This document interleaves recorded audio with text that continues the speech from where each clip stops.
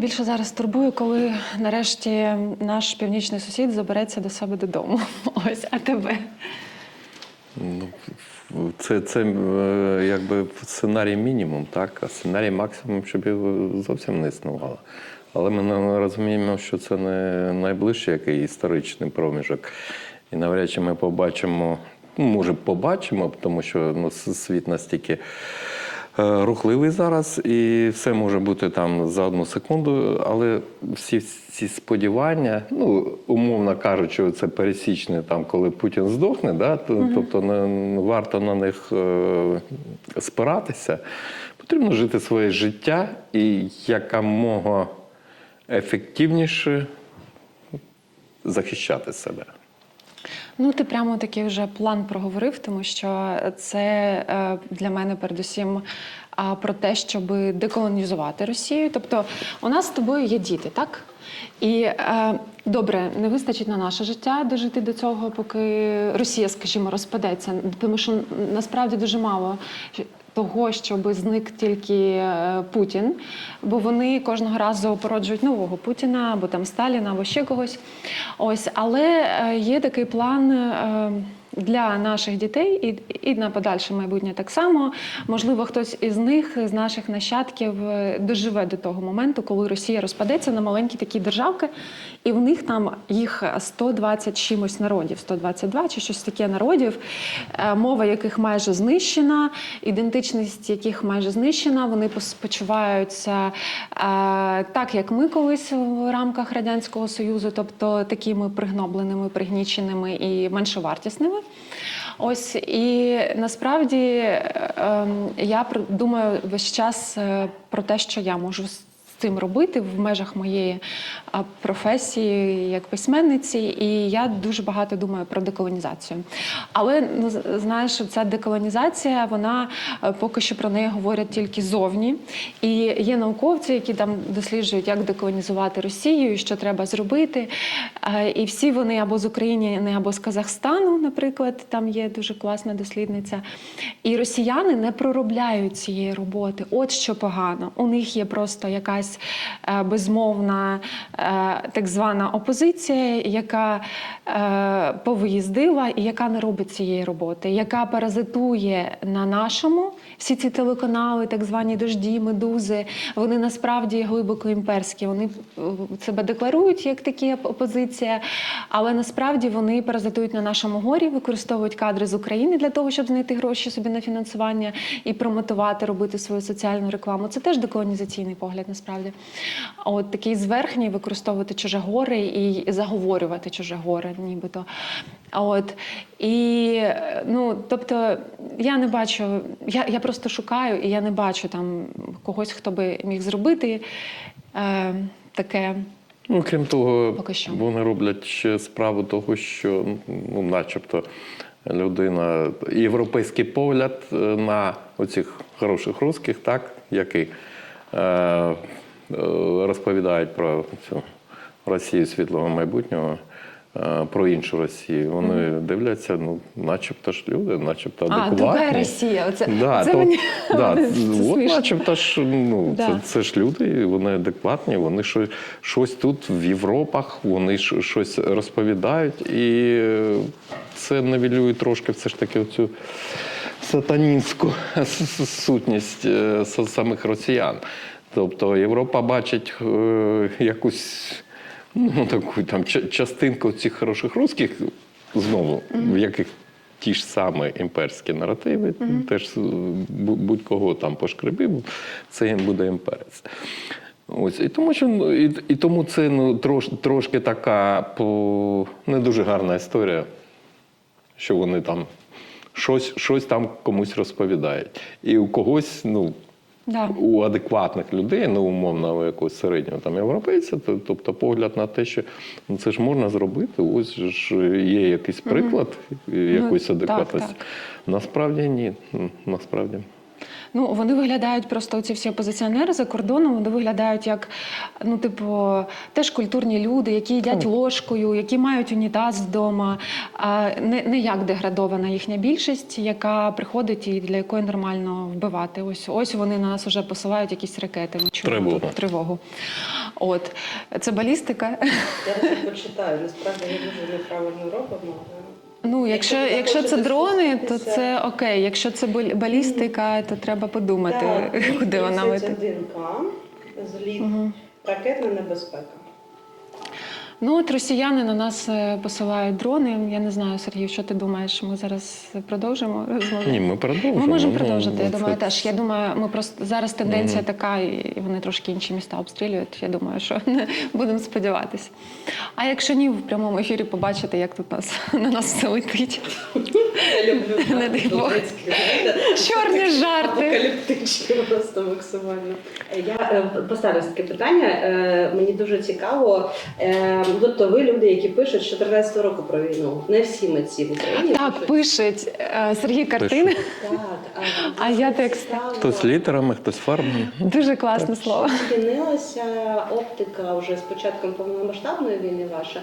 Не твоя оптика з очима, які ти полагодив, а взагалі оптика сприйняття. І що ви відчули, коли почалося повномасштабне вторгнення? Людьми, які живуть в війні довше, ніж в принципі більшість України. Ну, я можу відповісти, що ми більше очікували, ніж все ж таки. Ти приїжджаєш з окупованої території, ти приїжджаєш, ну, умовно, як люди приїжджають зараз в Європу і розповідають, війна. Ну, це як щось екзотичне, це щось там далеке для тих європейців, які теж ще не розуміють, що це загроза поперед цього і для них. І дуже велика загроза. Те ж саме відчуття, коли ти приїжджаєш, ну, там, в далекому 14-му році в Київ, і тут інше життя. І їм цікаво послухати, так? Їм цікаво з точки зору якогось, ну, як ми всі любимо, якісь ужастики, так? Що там відбувається. Але вони ще не приміряють, ну, більша частина, принаймні, не приміряють на себе те, що буде далі. І коли це буде далі стається, в тебе все ж трошки, на відміну від умовного киянина чи когось там з інших міст, в тебе все ж таки є, ну, якесь розуміння того, що воно мало статися. І це не такий шок.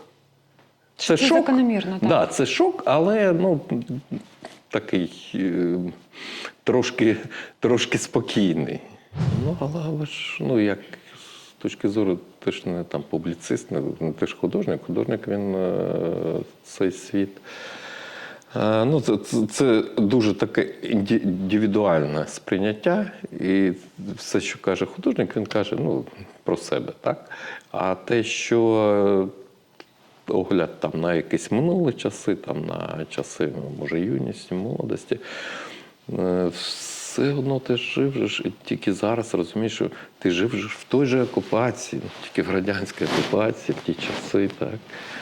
І намагався все одно там бачити там світ іншими очима, проінчуючи. Це зараз для мене актуально.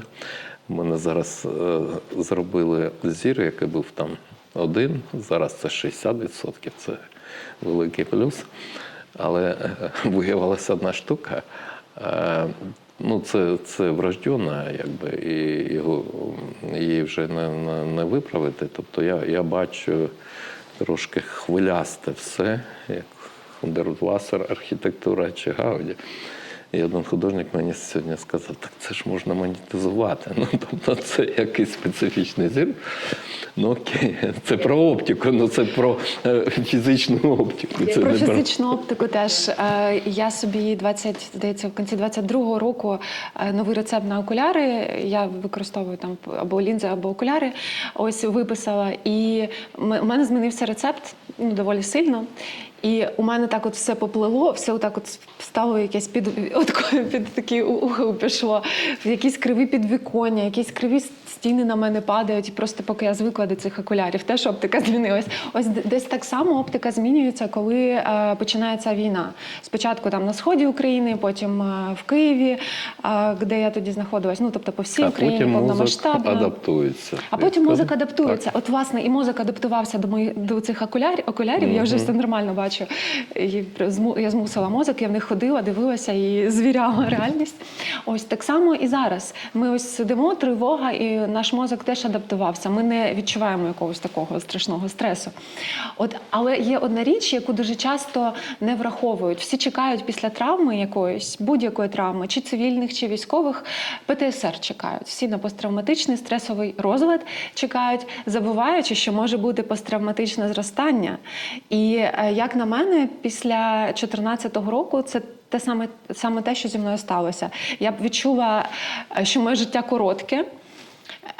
Я відчула, що воно може в будь-який момент закінчитися. І мої батьки там тікали з Луганщини, намагалися втекти аж на правий берег Дніпра, куди подалі, щоб до них не дійшли. Ну, тобто такі думки були, що вони можуть дійти. Ось. І я якось переглянула своє життя, я почала більше всього робити. Я по-іншому почала підходити до того, як я його проживаю. Ось. І, відповідно, в літературі так само. У нас було спочатку велике розчарування. Не знаю, як у художників, у літераторів у всіх було 14-го року розчарування, що ось література, культура нібито нічого не зробила, щоб зупинити війну. Ну, але вибачте, де література і культура, і як ми можемо зупинити божевільного диктатора? Ось, звичайно, що це були якісь такі наші ілюзії, і ось після того, як це розчарування пройшло, там у багатьох воно минуло, почались пошуки якоїсь нової мови.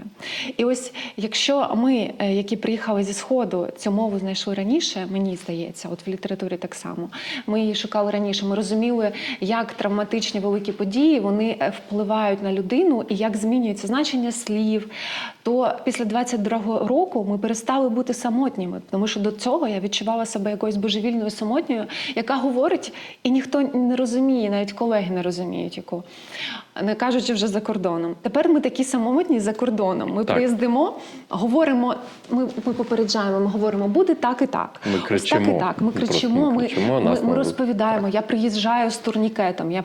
У мене є, до речі, тут 3, якщо вам знадобиться сьогодні. Це такий теж чорний жарт. От, є. Вмію користуватись, недавно 3-й раз вже пройшла цей тренінг з медичної допомоги. Ось, я приїжджаю з цим турнікетом, я показую полякам, наприклад, поляки, які от поряд біля нас, які нам співчувають, здається, розуміють. І вони на мене дивляться такими очима. Я кажу, ну якщо знадобиться, і в Польщу теж долітають там ракети і дрони, я кажу, ось вони є. І вони, бачачи перед собою щось фізичну річ, яка з війни, вони не знають, по-перше, що це. Я їм пояснюю, що це, як з цим працювати.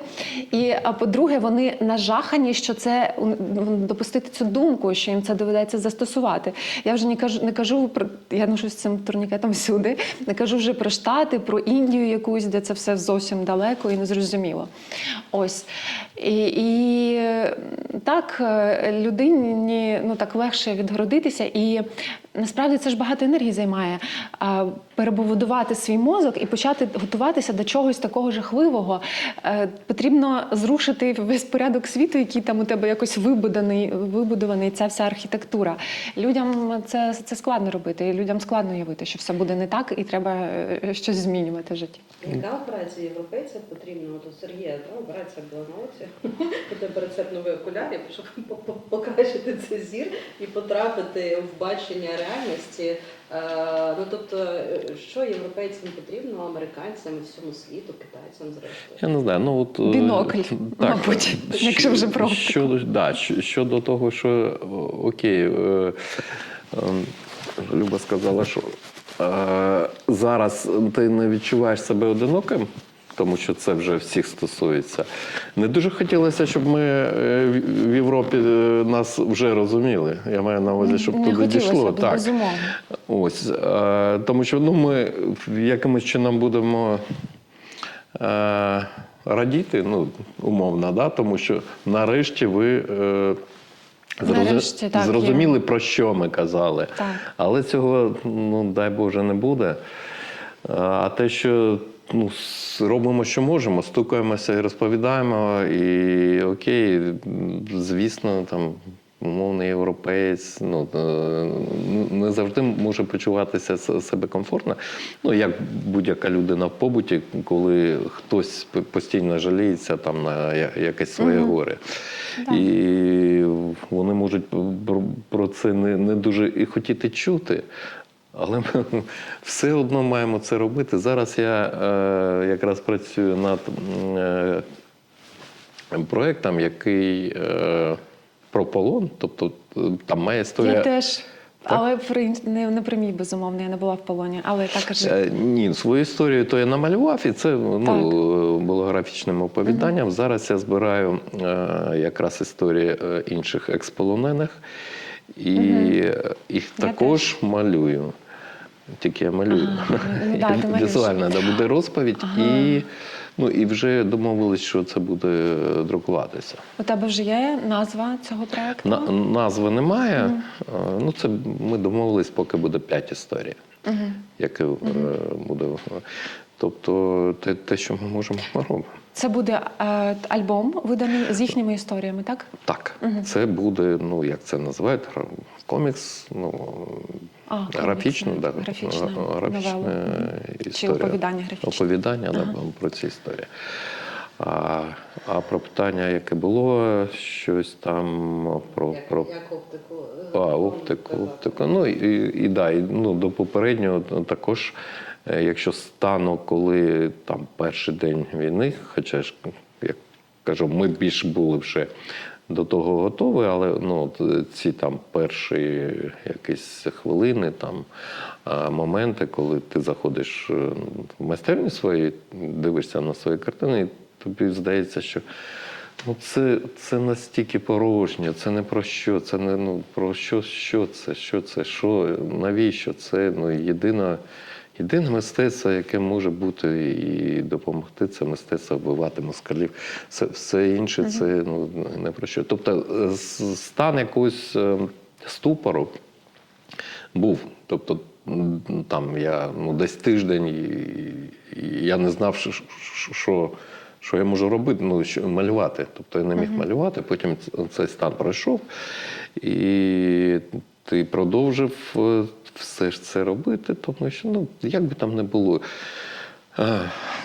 це там пафосно звучить чи ні, націю все одно формує культура. Якщо її не буде, і не буде нації. Так, це те, через що ми себе визначаємо, через нашу культуру.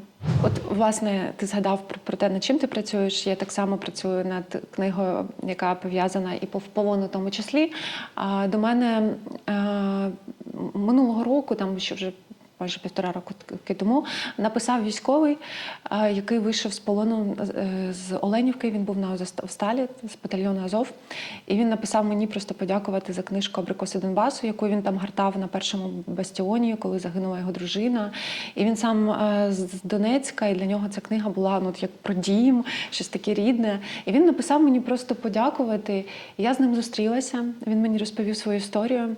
І ми з ним там поговорили, і я вирішила зробити книжку. Тепер я вже маю історії там понад 10 військових, і я вибудовую цю нарацію, що відбувалося, реконструюю ці події, що відбувалося на Азовсталі, в Маріуполі з військовими, але також з цивільними, і також в Оленівці.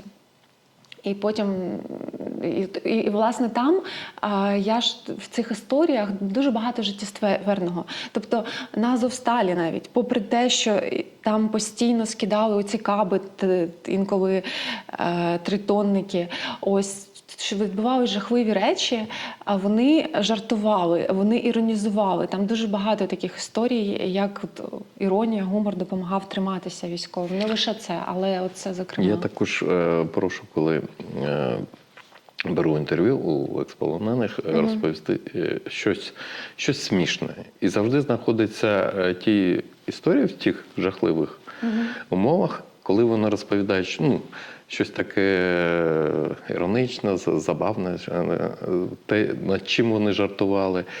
І нещодавно я також там надавав чергове інтерв'ю, розповідав там про свою історію, і людина каже: Ось ви розповідаєте якісь жахливі речі, але ну, там, в якісь моменти це з посмішкою на устах і в якомусь жартівливому тоні. Кажу, а я от скільки також спілкуюсь з людьми, які були повинні, можна було послухати ну, будь-кого, там, Максима Буткевича чи Козловського покійного, як вони про це розповідали. І завжди вони розповідали це не з якимось надривом, а навіть там було місце для якогось жарту, для якоїсь іронії. І це, я думаю, що ну, настільки може якийсь аналітичний прийом, це, скоріше, все ж таки природній якийсь захисний механізм, який діє. Хочемо ми того, ні. Ну, це з нас виходить. Я себе завжди визначала як луганчанку, представницю Луганщини, так, і Донбасу теж. Тобто така моя ідентичність. І зараз, коли я працюю над різними проєктами, наприклад, в березні я закінчила роботу над сценарієм, якою я співавторкою, я намагаюся залучати регіональний елемент. Навіщо? Ну, тобто Луганщину залучати або Донеччину залучати для того, щоб території, які зараз є окупованими, для того, щоб їх тримати нарацію. Для того, щоб коли ми їх повернемо, ми могли сказати, ось що ми робили про це, ось це наші території, ми продовжували в нашій культурній нарації говорити про це. І те, що зараз дуже багато з'явилось книжок про Схід, робіт різноманітних культурних і фільмів, які стосуються Сходу, це насправді дуже добре. Так само потрібно робити і з Херсонщиною, зокрема окупованою, і з частиною Запорізької області, для того, щоб тримати ці території в нашій нарації. Тому що роблять росіяни? Спочатку приходить армія все знищує, потім випалену землю вони захоплюють, тому що випалену землю легко захопити. А після цього приходить їхня культура, і їхня російська велика культура, вона продовжує роботу танків і продовжує роботу кулеметів і їхніх ракет. Вона апропріює цю територію, включаючи її в нарацію російської культури великої, так званої. Ну, я вже не кажу, що це все імперські наративи і що це зверхнє ставлення, подібне до того, що було в нацистської Німеччини. Ось. Але вони працюють і через культуру. І для того, щоб тримати ці території, нам потрібно їх тримати в нашій культурі, коли ми не можемо дотягнутися до них от фізично і поїхати піднятися на той терикон, по яким я там лазила в дитинстві, погуляти по Ковиловому степу. Ми можемо це робити в кіно, ми можемо це робити в поезії, ми можемо робити це в образотворчому мистецтві різними способами. От, власне, я свідомо до цього так підходжу, і я свідомо в усьому, що я роблю, люди до мене, продакшн приходить і говорять, ми рознімаємо фільм, ми хочемо написати сценарій, фільм про Голодомор. Я кажу, а давайте про Луганщину, я вам знайду село, я вам зроблю дослідження і я вам зроблю таку місцеву говірку. Я зробила цю говірку. Побачимо, як це зроблять, звичайно. Ось, але я хочу, щоб це було частиною української культури. І ще така річ, якщо говорити, наприклад, про початок ХХ століття, коли Галичина існувала окремо від Великої України, і Великою Україною завжди називали Україну та, яка більша. Ну, тобто, і вважалося, що саме там відбувається весь основний культурний процес, і Україна, яка не належала до Великої, ну, завжди взурувалася туди. І зараз Великою Україною є Україна, яка не окупована. Тобто це Україна, яка не може контролювати там якусь частину своїх територій безпосередньо. І те, що ми зараз робимо тут на території Великої України, воно є мейнстрімним процесом. Тобто зараз є мейнстрімом говорити і писати про Схід, малювати про це, робити різні художні проекти. І це те, що є частиною нас. Це є спосіб проговорювати нашу ідентичність, є спосіб тримати наші території. От я так це бачу. Ну, згоден на 100%. Ну, ось. Я навіть не можу нічого доповнити. Нічого. Ну, але ти інтегруєш свою творчість зараз в локальність? Я можу сказати, візуальне мистецтво воно трошки має свою нішу, і воно більш метафоричне. Це може за походженням автора ми можемо там казати, що це людина, наприклад, зі Сходу. Так? Навіть про тих авторів, яких ми зараз для себе відкриваємо, і ми розуміємо, чому, не розуміємо, а бачимо, що чому ось так у нього в цій творчості? А він народився, він там жив, а він спілкувався, а він був саме в тому зрізі і часу, і місця перебування, і тому воно заходить до тебе. Тому що ти зараз дізнаєшся, що це людина, там, наприклад, з Донеччини чи Луганщини. І може не бути там прямих якихось символів, тому що є певна межа між якимось суто пропагандою, хай це буде зображення, і мистецтвом, яке трошки глибше. Тому я не можу сказати, що я ось якось цілеспрямовано малюю терикони. Тобто вони можуть з'явитися, але це не обов'язково. Але ось дивись, ти виростав в певних координатах, так? Певний простір. Тобто багато степу, місто з широкими проспектами. Ти поїдеш до Львова, наприклад, мені до Львова. Мені там дуже тісно, тому що в Луганськ, Донецьк, Луганщина, Донеччина – це такі широкі вулиці, широкі проспекти.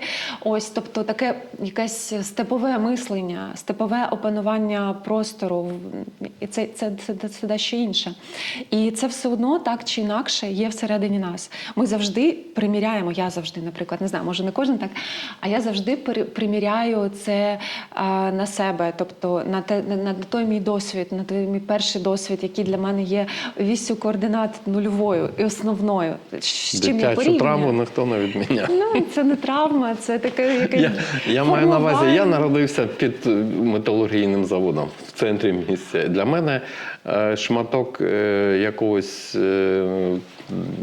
відкритого природнього стану, будь це ліс чи щось зелене і не вонюче, як цей завод, це було якимось чудом, і здавалося, що це тільки можуть бути місця відпочинку.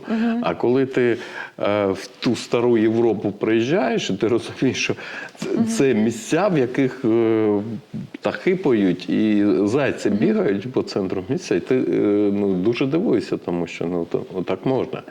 Так, я розумію, але ж заводи, для мене, наприклад, заводи – це красиво, шахти – це красиво. Певна естетика є. Естетика є, так. Звичайно. Київський вокзал, так, їздиш від вокзалу, цей завод димить, для мене це красиво. Не знаю, хтось жахається. Ні, якраз для мене це якісь такі позначки того, за що я можу зачепитися і милуватися. Так. Для мене теж. Я виросла, власне, під териконом з мого двору. Коли не було листя на деревах, от видно терикон. І в 90-х, коли я була там дитиною, він димів. Так. І це було красиво, це звичайно. А мій терикон, під яким я теж виріс, він був настільки старий, що був вже заріс. І це було навіть не терикон, він не димив, він же якби відпрацював ту стадію, а він же був якоюсь природньою такою горою. Так, у нас теж був поряд з ним такий зарослий терикон, на якому вже деревця там починали рости, ось, і на який не провалювався. Бо, наприклад, оцей терикон, що димить і що вигоряє, туди лізти не можна, бо там можна всередину піти. Це такі випадки бували. Звісно. Панорама міста з цього терикона. Так, все видно. І, до речі, цей терикон, він навіть в свій час, це я про 14-й рік, про той час, коли місце вже було інфіковано цим руським міром. І коли це був початок окупації, ще тоді Стрілков не зайшов в місто, але це були це місцеві божевільні з підтримкою російських понаїхавших, які робили референдум і так далі. І коли ми обмінювалися візуальними знаками, тобто я робив свої роботи стріт-арт, і я коли виходив, наприклад, бачив якийсь на стовбах трафарити, хтось малював тризуби, то на цьому самому териконі хтось вивішував прапор. І це було дуже важливо на своєму териконі побачити зранку прапор України, який потім зривали і потім його знову вішали. Оцей обмін знаками, символами. Це було дуже і важливо, і дуже приємно. Ну, в тому стані приємності, як це можна назвати, коли ти в ситуації якогось просто світу, який руйнується на твоїх очах. Так, власне, саме так. Люба, тоді до тебе ще питання. В якому виді мистецтва ти почуваєшся комфортніше? Поезія, сценарій чи аудіовізуальні якісь проекти? Поезія, напевно, це основне в моєму житті. Я себе ідентифікую як поетку з дитинства. З дитинства, власне, пишу. І вже там в підлітковому віці я вже говорила про себе як про поетку. Тобто це частина велика мене. І я не знаю красивішого жанру за поезію, насправді. Я не знаю нічого, щоб було еквівалентним. Але мені дуже комфортно так само і в сценаріях. Тобто я себе зловила на думці, я працювала, і це треба було швидко писати. І мені було дуже погано інколи. І фізично було, щось мене здоров'я чи турбувало, і якісь обстріли відбувалися, і морально. І я, коли заходжу в текст, я в ньому просто про все забуваю, від усього відгороджуюсь. Мій син там мене може тормосити і казати: «Мамо, я там те», а я не чую, я просто не чую, поки він не доторкнеться до мене. І я просто поринаю, і мені ніде так недобре, як в тексті, коли я його пишу. Це світ якийсь я там вибудовую, персонажі якось говорять, і мені просто класно там. Я розумію, що коли я буду там старою бабцею, і мені буде дуже погано фізично, як і життя там погіршиться, я розумію, що буде щось, в чому я зможу заховатися і писати, і просто про все забувати на світі. Але також, звичайно, коли мені добре, мені подобається працювати з темою 20-30-х, ХХ століття, тобто з розстріляним відродженням. І мені подобається, я сподіваюся, що я зараз завершу ще одну книжку, яка стосується військових, Азову, і я повернуся до біографії Михайла Семенка. Я недавно зробила дослідження про конференцію революційних письменників, яка відбувалася в Харкові, і на яку приїхали там письменники з усього світу в 30-му році. І це надзвичайно цікаво. Коли я з цим працюю, мені спокійно. І мені дуже добре. І я знаю, чим це все закінчилось. Це якби та ситуація, яка нам зараз не загрожує, тому є така відстань безпечна, ти вже знаєш, що там. Але водночас ти зануришся в якесь інше століття, в інший світ, і воно начебто і про тебе, дуже багато паралелей, але начебто і на віддалі, і воно все таке не таке, як у нас. Дуже мені комфортно, і мені подобається знаходити якісь знахідки, які досі ніхто не бачив, документи, які ніхто про це не писав. Але це зовсім інша робота, тобто абсолютно інше відчуття, коли я це роблю. Тобто я ще працюю інколи з піснями, я пишу тексти пісень, інколи щось ми виконуємо, є якісь перформанси музично-поетичні. Це ще щось геть інше, це щось таке божевільне, і це від чого отримую задоволення переважно на сцені. Тобто в один якийсь момент, коли ми грали українські пісні любові і ненависті в Британії, я перший раз тоді зловила себе на думці. Це жовтень 22-го року, день, коли були перші такі масовані обстріли Києва дронами, де тут знаходилися мої родичі. І я вийшла на сцену, і зазвичай мені перші хвилини дуже так нервово. У мене там якийсь адреналін, мені так холодно може стати, але потім там проходить час і мені стає комфортно. А це я вийшла на сцену, і мені стало раптом тепло і класно.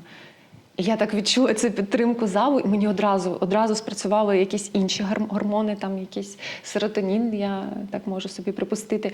І мені зразу стало якось класно, і я відчула цю підтримку. Ну, тобто, це якесь інше відчуття, і інше своє божевілля в цьому якесь є. Ну, так, я люблю різні штуки пробувати, і цю також. Розкажи, як ти зараз пишеш? Що ти відчуваєш, коли пишеш картини? Ну, можна сказати, те, що я відчував з дитинства, як зрозумів, що я художник. Тобто візуальна творчість, вона трошки має різницю між літературою і все, що від неї йде. Ну, це може бути театр, кіно і так далі. Я спілкуюся з людьми, які дійсно інтелектуально розвинені. І я просто дивуюсь, наскільки ці розумні люди, які знаються на кіно, на музиці, на літературі і так далі, десь, коли заходить річ про візуальне, десь таке трошки прірва. І мене це дивує, завжди дивувало. Але от нещодавно я таки отримав відповідь в розмові. Тому це відбувається тому, що все ж таки в літературі і всіх оцих інших напрямках все ж таки є провідник. Це автор, який веде тебе. А в візуальному художник не є провідником. Він є якраз людина, яка надає тобі матеріал для того, щоб ти самостійно з ним вже якось впорався. Тобто, щоб розумітися і відчувати дійсно насолодження, якийсь кайф від візуального мистецтва, все ж потрібно самовиховування. Тобто праця над собою. Ну, це всюди потрібно. Так, але мені здається, ось тут це трошки задача інша. Тут, якщо ти сам не будеш над собою працювати, то... А ще знаєш, чому сам не будеш працювати? У нас в школі то не вивчають образотворче мистецтво, або хоча б історію образотворчого мистецтва, а варто би. Тобто літературний якийсь лікбез в школі проходиться. І з історіями діти вміють якось працювати і розуміти якісь тексти, так, коли вони виростають. А коли вони закінчують школу і не ходили ні жодного разу в музей, їх там, скажімо, батьки нікуди не водили, і вони не знають, що це таке, не знають, як це інтерпретувати. І тому через нерозуміння вони можуть відгороджуватися і не розуміти це. Я вважаю, що в школах повинно бути. Так, і в школах. І ми розуміємо, трошки зараз більш такий час, який не... Запит є, запит він завжди був. Тобто, держава, яка не має державної інституції, як там музей сучасного мистецтва державного рівня, все ж таки вона трошки буде в цьому напрямку відставати від тих, де ці інституції існують. У нас, на жаль, поки так. Я думаю, у нас треба ці уроки образотворчого мистецтва теж реформувати. От я бачу, мій син в школі, вони не вивчають історію мистецтва, вони намагаються щось малювати і робити якісь поробки, але не працюють з думкою саме про це, про те, щоб вони були надивлені, про те, щоб вони розуміли, що є таке, є інше, і яку роль українське мистецтво займає в світовому мистецтві. А якщо говорити про ХХ століття, це величезну роль, насправді то. Ось, тобто такі речі не обговорюються, і це дуже прикро. І я пам'ятаю, що я сама дірвалася до цих всіх альбомів тільки коли я закінчила ліцей в Луганську, і я вступила в університет. Я ходила в відділ мистецтва в Луганську, бібліотека імені Горького, і там є, думаю, досі був дуже класний відділ мистецтва. Я брала просто ці альбоми, і я надивлялася, і мене дуже це все захоплювало. А чого мені цього в школі не показували? Чого мені не показували в ліцеї, який був прогресивний, в якому багато там основи філософії викладались, наприклад.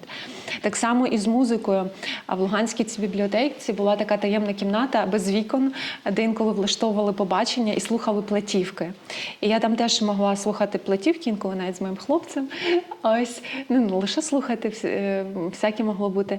І, власне, там можна було з цим познайомитися, але не всі ж мали доступ до такого. Не всі були в великих містах жили, наприклад. І якби щось хоча б заходило через школу, це було б дуже добре, і це б давало якусь мову, якусь хід думці давало, як про це говорити, як це сприймати, і діти б вже з дитинства розуміли, що таке мистецтво, і як в той музей заходити. Я пам'ятаю, це художнє училище чи школа ще дитяча була, коли все ж таки нам же розповідали про історію мистецтва. Звісно, провідним і самим правильним напрямком це соцреалізм. І коли вони показували оце загніваюче мистецтво Заходу, і розповідали, наскільки це дегенеративно, наскільки це погано, це визивало зворотню реакцію. Тобто ти дивився на всіх оцих авторів західного світу і казав, ого, це ж дуже круто. Тобто воно працювало навпаки. Хоча б в такому ключі. Да, хоч показували, і то добре. Воно надавалось і захоплювало в цей час. Мій найбільший шок був, коли батько з гастролів привіз в 95-му році каталог з музею Прадо. Уявляєте, собі з 95-го року дався на що це типографія. І я просто цей цупкий папір, різнокольоровий, Веласкес, там не пам'ятаю хто ще. Мене це злякало, тому що я нічого навіть подібного не бачила. Там, де там цей старший чоловік їсть дитину, коротше, це так, це був я був. Шок, але це настільки мені показало, якість паперу, типографія, історія біля кожного, я не розуміла іспанською. Коротше, це було дуже круто. Як ви думаєте, якщо зараз це перевернути, наприклад, наше мистецтво за кордон, яким чином сприймається, наприклад, українське? Ти дуже багато їздиш, твої картини теж виставками їздять. Що відчуває західний зараз глядач, читач, коли він бачить українське мистецтво? Якщо казати про рівень загальний, то українське мистецтво має таку вагу. Навіть ти бачиш якусь перевагу. Те, що експонується на майданчиках західних, то це трошки така жуйка вже, яка до чого не веде, крім якогось умовно естетичного задоволення від якоїсь кольорової плями. Тобто в нас є суть, в нас є глибина, і я вважаю, що просто цього дуже мало. І дуже мало показує, і ще теж не дуже добре така тенденція, що якесь оце саме щось аматорське, дилетантське, щось, мовно кажучи, там прапори, тризуби, там оце все, да? І ще погано зроблено. Воно возиться, як показати, що ось там ми ведемо боротьбу і все інше. Мені здається, воно в мінус працює, чим плюс. Разом з тим є якісь хороші виставки. От я буду скоро в Санта-Фе, і там, власне, в місцевому музеї виставка українського мистецтва, і мене запросили там дати лекцію як поетку про літературу. Тобто вони літературу теж до цього долучають. Але доступу до майданчиків не так у нас насправді багато, і хотілося б більше мати, звичайно, цього доступу. Але у мене враження так само таке, що українське мистецтво і література, взагалом культура, можемо сказати, що вони багато в чому навіть краще виглядають за кордоном. Тому що, я думаю, це пов'язано з нашими умовами такої екзистенційної загроженості. В таких умовах людський мозок починає працювати ефективніше і краще. Ми починаємо мислити, переосмислювати, думати, думати, як змінити і що показати. Ми працюємо краще.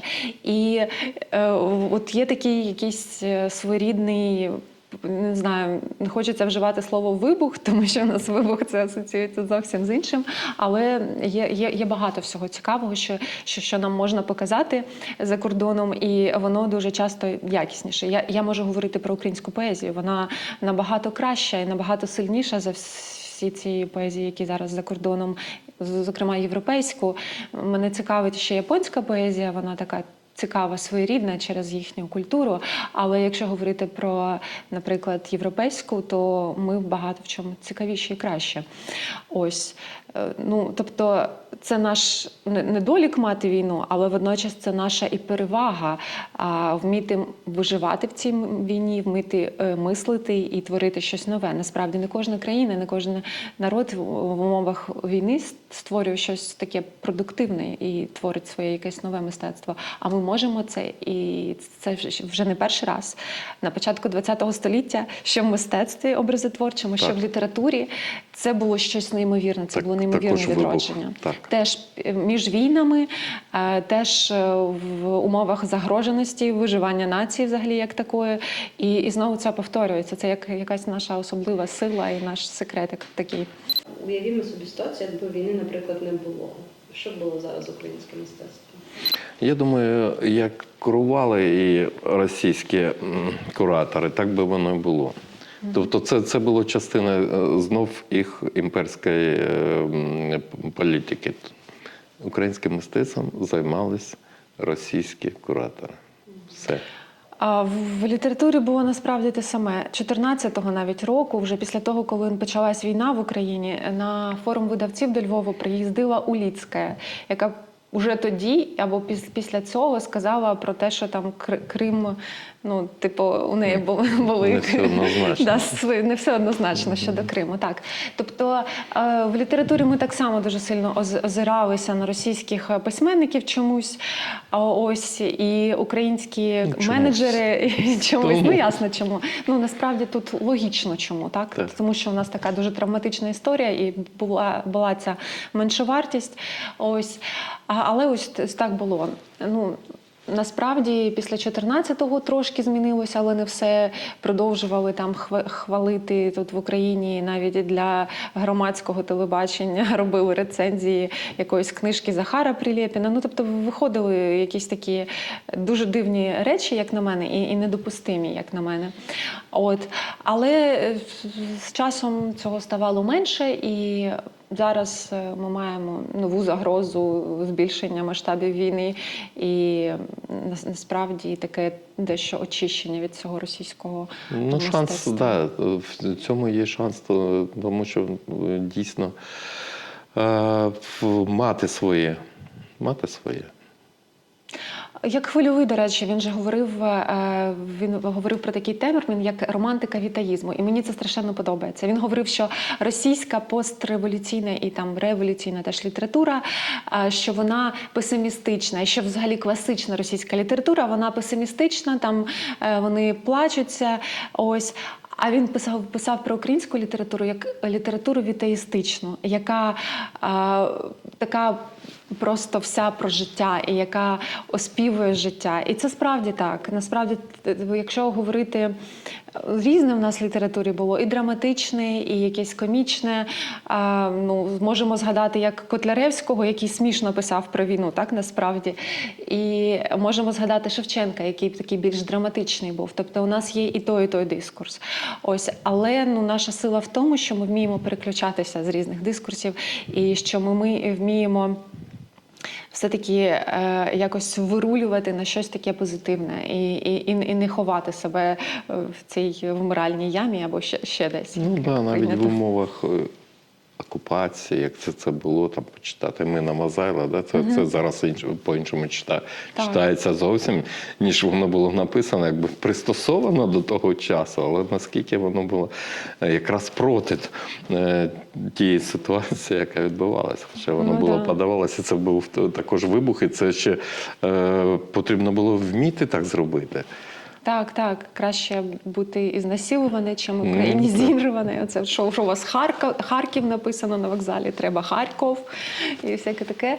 Ну так, воно зараз працює досі, на жаль, досі працює. Але колись на це все будуть дивитися як на факти історії, літератури, взагалі історії. Як лишатися в адекватному стані, враховуючи, якщо ще брати романтику вітаїзму, це життєлюбство, страшенно люблю цю тезу теж, але маючи там в неділю новину з Кривого Рогу, потім в якийсь там вівторок новину з Сум. Власне, маючи цю вже картину понад 10 років, яким чином це якось... Я не знаю, як ви справляєтесь з цим? Ну, я хочу сказати, що кожен день несе нову трагедію. І, не те, що трошки мене, як сказати, тобто люди шоковані, начебто це перший і останній раз. Ні, тобто цей стан, який ти переживаєш, ти розумієш, завтра буде ще щось страшніше. І ти звикаєш до того, і це прикро, це дуже страшно, але очікування не те, що це завтра закінчиться, а те, що буде ще може гірше, може страшніше, навпаки, воно діє як підтримку твоєї рівноваги. Якось так. У мене трошки не так. Коли я такі новини бачу або читаю, мені може бути холодно, наприклад. У мене одразу дуже всі ці фізіологічні реакції спрацьовують. Мені допомагає підтримка, тобто рідних. Я можу прийти там до чоловіка і сказати, що мені сумно, мені погано. Але є ще одна річ – це сад. Це дуже дивна річ. Тобто я ніколи не думала, що я буду займатися садівництвом.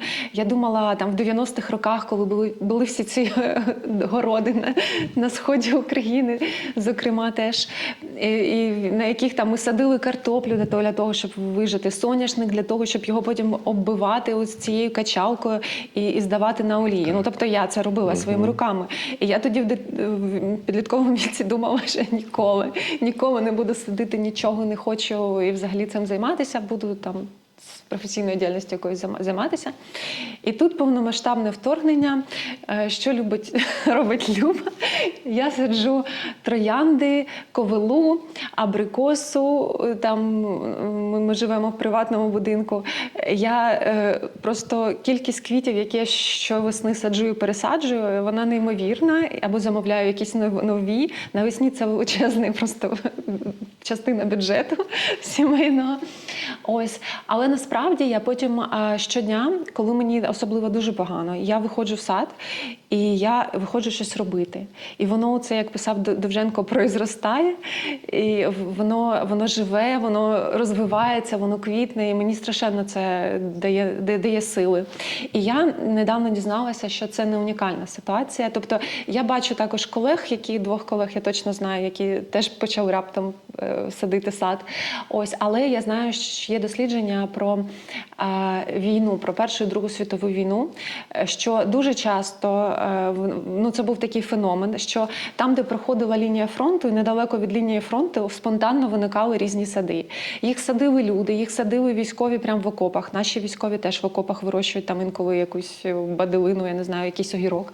Такі фотографії, наприклад, бачила. Але і тоді це було. І садили, громадські сади нові засновували. Тобто сади – це якийсь такий спосіб упорядковувати цей світ. Це гарден і город, про який писав Хвильовий. Город – це ж суто українське слово. У російській мові це було град завжди. Город. У нас є Миргород, Вишгород, Ужгород – це наше слово. Ось і це все однокореневе слово. Йдеться про впорядкований простір. І коли ми впорядковуємо якийсь простір і маємо контроль над цим простором, хоча б щось, над чим ти маєш контроль, якщо не можеш мати над цим небом, з якого все падає, то стає якось спокійніше, не знаю.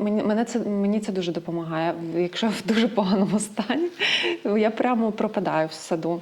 Крім того, є елемент справжньої краси. Так, звичайно, так. Це нещодавно мене питали, а як ти в своїй творчості показуєш ненависть до ворога? Я так трошки розгубився, а потім подумав, що дуже проста, ясна думка. Тут, якщо навіть ти малюєш, умовно квітку, умовно цю красу, це якраз є зневагою до ворога, це є ознакою того, що ми живі, ми бачимо красу, і ми будемо жити це життя і насолоджуватись все ж таки тим, що ми бачимо, що є дійсно красивим.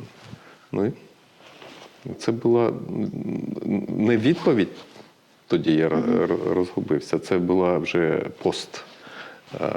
думка, як це можна було відповісти. Ну так, і якщо говорити навіть про квіти, вони ж цвітками називають свої ракети, і в них є безліч зброї, там гортензія, гербера, це всі зброї, які вони називають квітами. А у нас є сад, живий справжній сад.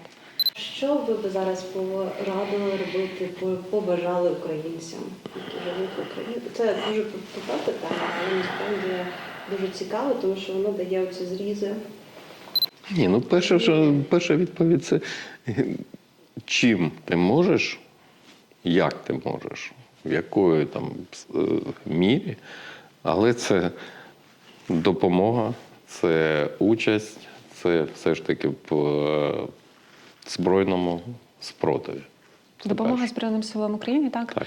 А на побутовому якомусь рівні, що можна зробити, це можна говорити, наприклад, українською мовою, намагатися якось. Всі ми розмовляли в дитинстві, я не знаю, в юнацькі роки, в дорослому віці російською мовою. Але є така тенденція, я знаю, що мої друзі зі Сходу, хто один раз перейшов на українську, вони туди більше не повертаються. А ось, наприклад, кияни, мої сусіди деякі, хто попереходили на українську 22-го року, дехто вже знову говорить російською, не всі, звичайно, багато хто продовжує, але ось є такі речі. Тобто це те, що ми здобували і здобуваємо кров'ю, насправді, щось своє. І це теж кордон, який нас відмежовує від російської, хоча б пропаганди. Хоча б якщо наші діти не будуть дивитися російську пропаганду, яка є тільки російською мовою, це вже буде маленька перемога. Ось. І якщо вони не будуть говорити, і мовою міжнародного спілкування може бути інша мова, англійська може бути.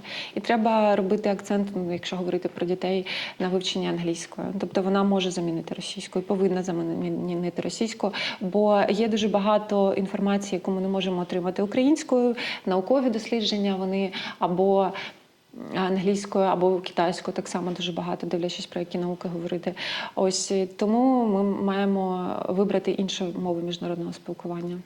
Це дуже важливо і дуже боляче, коли дійсно через день знов ти бачиш якісь оці ситуації, коли хтось слухає російську музику. І щодо молоді, особливо щодо батьків, які досі там спілкуються і виховують на цьому контенті, на цій мові. І ти розумієш, що ця історія знов дуже надовго. Це не зупинить, звісно, збройний напад, Ні, але це зробить нас дійсно українцями. Тобто, і це, очевидно, начебто, це такий зрозумілий крок.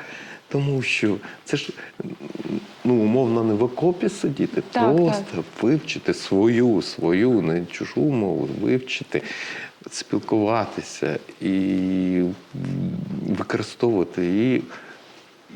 І крім цього, буде і контент тоді, і буде і музика, і все те, що там, умовно, тік-ток і все інше, тільки саме наше.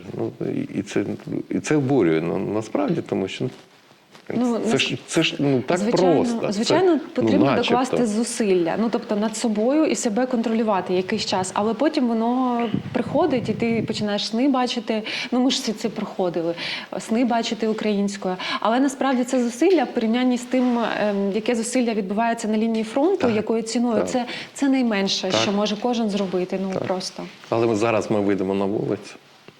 Так, на Київській вулиці. І знов потрапимо трошки в іншу. Вийдемо з нашої бульбашці. Східняківської, україномовної. Що ви в першу чергу зробите після перемоги, коли ми всі вийдемо на Майдан, обнімемося, саме в якомусь приватному житті, щоб вам хотілося? У мене є пляшка вина, 22-го, навіть не одна, приходьте і вистачить як кілька. Так, а в мене Артемівське. Ні, не Артемівське, Одеське, ось, але воно 22-го року, тобто воно вирощене під цими всіма обстрілами. Ось, і я сподіваюся на якісь такі святкування з вином. Ось. Але водночас це не будуть якісь такі дуже солодкі святкування, вони будуть такі солодко-гіркі, тому що дуже багато українців загинуло. І так само це святкування буде на їхню честь, на їхню, так, з пам'яттю про них. Ну, я думаю, да, це не буде настільки У мене є це навіть гірше. яскраво, як, ну, не знаю, в якомусь боксерському поєдинку, коли це там декілька хвилин, там, годинка і перемога. А це те, що вистраждано, воно... Певна ейфорія буде, так, звичайно. Певна ейфорія, але воно буде розкладатися на всі оці випробування, на все те, що ти пережив. І мені здається, це буде більш спокійніше сприйняття того, що це відбулося, тому що це мало відбудеться в будь-якому випадку. Але ця думка, про яку ми говоримо, про ось цю таку перемогу, вона все-таки утопічна. Зараз не виглядає, що буде перемога, буде якесь припинення вогню, і потім буде продовження боротьби. Тобто ми не повинні забувати, що війна продовжиться, навіть якщо буде тимчасова така перерва. Вона, на жаль, продовжиться, і нам потрібно буде готувати, збиратись сили до наступного Що етапу. можливо, що більш загрозу несе оце припинення, якесь перемир'я, яке якраз може мати більш негативний вплив, я маю на увазі. Тобто це розкол суспільства, це інша вся ця возня, яка консолідує людей, як це було там в перший день нападу повномасштабного. Ну так, тоді ми були дуже об'єднані. Ми І, такі... да, і оце саме витримати, саме вивести цю ситуацію дуже важливо. Ну, але ми зможемо.